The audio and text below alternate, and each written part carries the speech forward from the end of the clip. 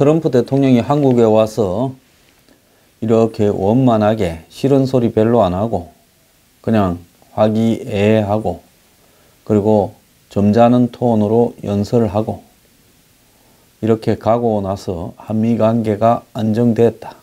이제 잘 돌아갈 거다. 이렇게 되지 않을 거라고 제가 이야기를 했죠.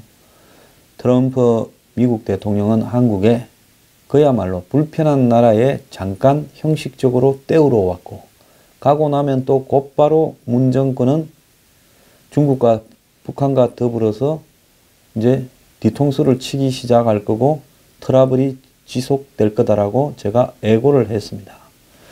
지금 오늘 신문에 보면 청와대가 트럼프가 일본에서 아베와 발표한 과거의 아시아 태평양이 아니라 인도 태평양 전략, 즉 과거의 아시아 태평양 이 부분은 미국의 한마디로 포괄적인 일종의 경제적인 문제까지도 포함한 권력 다툼을 의미하는 것이고, 인도 태평양 전략이라는 것은 중국을 그야말로 어떻게 포위할 건가 하는 부분에서 군사적인 부분이 강조된 압박 정책을 의미하는 거겠죠. 결국은 미국이 아시아에서 일본, 호주, 인도 등 세계의 강한 나라를 중심으로 중국을 포기하겠다. 이 부분에서 청와대가 곧바로 지금 시비가 걸렸습니다.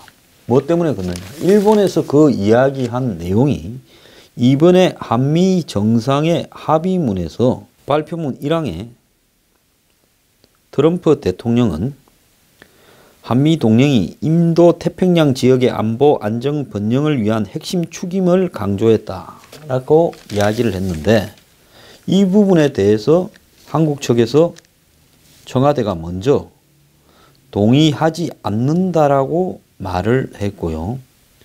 그런 다음에 이제 시끄러워지니까 청와대가 또 말을 바꿨습니다. 그 부분에 대해서 말을 3번을 하루 만에 바꿨어요. 처음에는 우리가 참여하지 않는다. 트럼프가 이렇게 말을 한 것이지 주어가 트럼프 대통령이지 우리는 아니다. 우리는 참여 안 한다. 그랬다가 그 다음에는 우리는 동의한 것이 아니다 했다가 또 갑작스러운 제안이라서 우리는 더 협의를 해야 되겠다 라고 하면서 하루에 입장을 3번을 바꾸었습니다. 전체적으로는 한미 정상회의 발표한 내용에 들어있던 인도 태평양 라인이라는 문제를 그러면 그 발표에서 빼자라고 하지,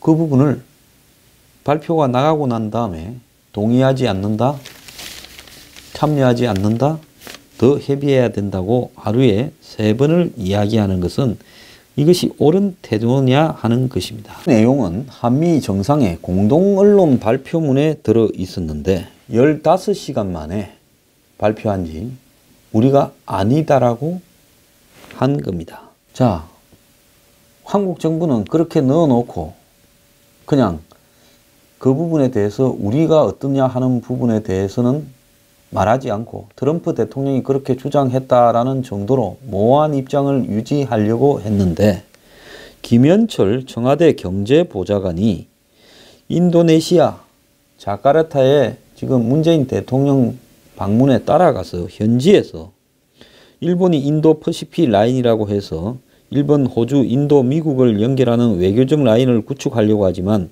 우리는 그에 편입될 필요가 없다라고 하면서 이 전날 있었던 공동 발표문을 인도네시아에서 부정을 해버린 겁니다. 그래서 제가 인도 퍼시픽 전략은 미국의 중국의 견제 압박, 이 외교, 그 다음에 안보 군사 정책의 핵심인 내용인데요. 자, 이렇게 해버리니까 청와대가 나서서 그것은 트럼프가 한 말이다라고 이야기를 하면서 참여 안 한다, 우리는 동의한 바는 없다 했다가 더 협의해야 될 문제라고 말을 하루에 3번이나 바쁘고 있었다는 겁니다. 자, 미국 측에서는 미국 입장에서 이를 공동 발표문에 넣은 것은 한미 동맹이 인도 태평양 전략을 인정했다라는 사실을 문서로 남긴 건데 이제 와서 동의한 적이 없다라는 것은 상식이 아니다라고 하고 있고, 문 대통령이 인도 태평양 정책에 대해서 처음 들었다 라고 이야기를 지금 문 참모들은 하고 있습니다. 김현철 보좌관이라는 자가 그런 말을 했는데요. 문 대통령이 그거는 사실상 처음 듣는 개념이라면서 해당 부분이 합의문에서 빠지는 것으로 했던 것인데, 그래서 양 정상이 주어가 아니라 한국 입장에서는 합의가 안 되는 트럼프 말을 넣은 것이다라고 이야기를 합니다. 어떻게 공동 발표문을 내놓고 언론 발표문을 내놓고 우리는 처음 듣는 이야기다라고 할 수 있습니까? 외교부 대변인은 김 보좌관 발언 후 정례 브리핑에서 미국이 제시한 인도 태평양 전략은 우리의 정책 방향과도 일맥상통하는 부분들이 있다, 이렇게 했다가 이제 또 뭐라고 하는가 하면 2시간 뒤에 한 소리를 들었는지 좀 더 협의가 필요하다고 판단해 발표문에 미척의 설명으로 명시하기로 했다 하면서 또 그 뒤에는 청와대도 같은 입장을 더 협의가 필요하다고 이야기를 했습니다. 이 정권도 아니에요. 자, 여기에 또 하나 문제가 더 터졌습니다. 트럼프 오기 전에 지난 3일인가 녹화되었던 싱가포르 방송과의 인터뷰가 있었지요. 자, 그래서 문 대통령이 거기에 보면 뭐 한미일 그 삼각 군사 동맹에 대해서 우리가 뭐 동의하는 것은 아니다 하는 거나 또 미중 사이의 균형 외교 부분을 말한 것처럼 언급이 되었는데요. 어제 9일날 싱가포르에서 이 인터뷰가 방송이 되었는데 그 방송에서 지금 중대한 내용이 들어가 있다는 게 발견이 되었습니다. 자, 뭐냐면 문 대통령이 북한이 대화의 장으로 놓으면 쌍응 조치를 취하겠다라는 쌍중단, 흔히 중국이 쌍개와 쌍중단을 이야기해 왔지요. 중국의 쌍개라는 것은 북핵 문제에 있어서 북한이 이 핵에 대해서 이 비핵화에 동의하면 미국이 평화협정을 이렇게 북한과 맺는 부분을 이야기하는 거고요. 그거는 궁극적인 부분이고, 그 밑에 개념으로 쌍중단은 북한이 도발을 중단하면, 그러니까 핵과 미사일 등을 중단하면 한미가 군사훈련을 중단하는 것을 쌍중단이라고 합니다.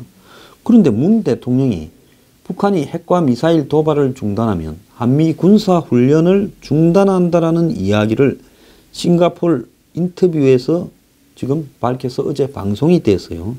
북핵 유력 해법으로 언급이 되고 있는데, 자, 이 내용을 트럼프 방한 전에 인터뷰 해놓고 그 다음에 트럼프 왔을 때는 이 내용은 방송이 안 됐으니까 쑥 숨어 있다가 이제 트럼프 가고 난 뒤에 싱가포르에서 지금 방송이 됐습니다. 지금 인도네시아에 있죠. 바로 옆에 있죠.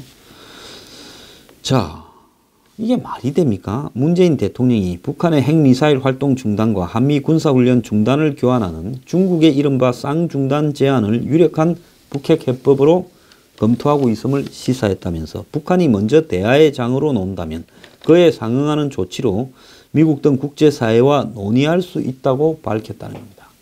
자, 중국이 쌍중단을 이야기한 것은 사실상 북한의 뜻으로 북한을 대변해서 지금 북핵 국면을 북한 뜻대로 해주려고 말을 한 부분인데, 한국의 대통령이 중국의 그런 부분을 찬성한다면 미국으로서는 한국이 중국에 붙어 먹었다라고 여길 수밖에 없는 부분입니다.